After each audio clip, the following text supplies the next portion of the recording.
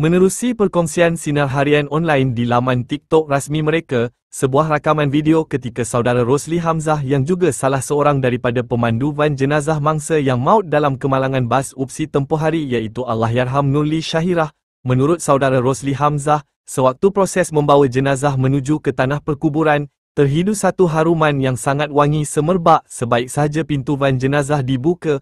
Menurutnya wangian tersebut datang secara halus dan sukar untuk digambarkan harumannya. Seperti yang dikhabarkan oleh ahli keluarga arwah sebelum ini, Allahyarhamah Nurli Syahirah merupakan seorang penghafaz 30 juzuk Al-Quran dan sewaktu jenazah ditemui, arwah sedang memeluk erat senaskah Al-Quran dalam dakapannya. Malah, keluarga arwah juga ada berkongsi hasil tulisan tangan ayat-ayat suci Al-Quran arwah yang sangat cantik. Tularnya perkongsian ini telah meraih perhatian para netizen. Menjengah di ruangan komen, pelbagai reaksi diberikan oleh netizen mengenai perkongsian tersebut. Tanpa membuang masa, mari saksikan video ini. Kita sekolah biasa lah. Sudah ambil jenazah ni. Kereta itu tersedia tengah panah. Lepas tu, sudah tu kita katuk kereta. Katuk, kita tinggal benda atas kereta. Dia buka pintu. Kita tak raja jumpa, tak raja rasa, tak raja itu lagi. Kita kenal aroma kereta kita. Ya. Kereta jenazah ni. Mari. Satu bawang dia halus sangat. Kita nak cerita. Apa itu bawang dia? Terus sangat halus, sangat wangi, tak nak cerita. Saya nak gambar dia. Nak kata wangi bukan. Tapi dia mari secara halus. Aroma. Kita katuk itu. Naik ke rumah nengu. Nengu atau rumah. Turun bulu. Turun. Waslah puas hati. Dia buka balik. Duduk semata. Mari pula. Ramon kita duduk pintu tu. Duduk. Ambil tu. Katuk. Naik ke rumah tak boleh duduk. Rasa lagi bolok. Masa kita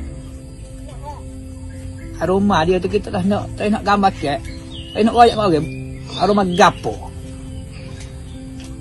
Dia mari dengan halus masuk dalam. Tak dapat kali kita buka pintu. Pagi tadi ada. Juga ambil Quran awak dia peluk. Nyatalah sungguhlah dia peluk Quran. Kita orang duk royak kita tak percaya tegur.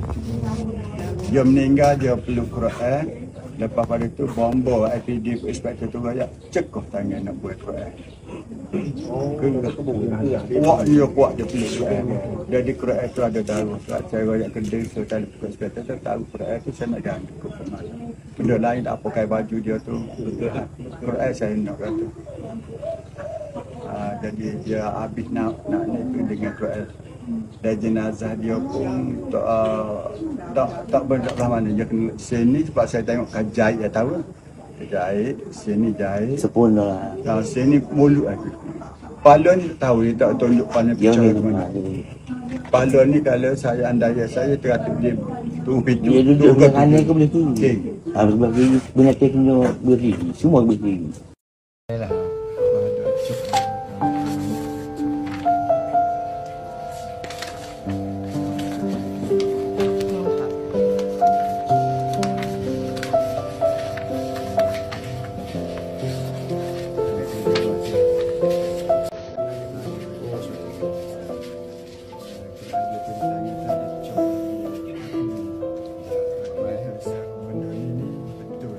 Cakap dengan benda ni.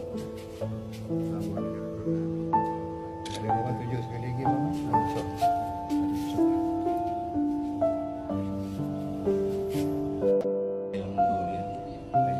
Dia suka balik. Sebelum dia meninggal dia balik tak. Dia kata ni nak masuk nak buat pertemuan tambang. 18 kali dia bawa bergede. Dia bawa sendiri bergede ke rumah kita tambang.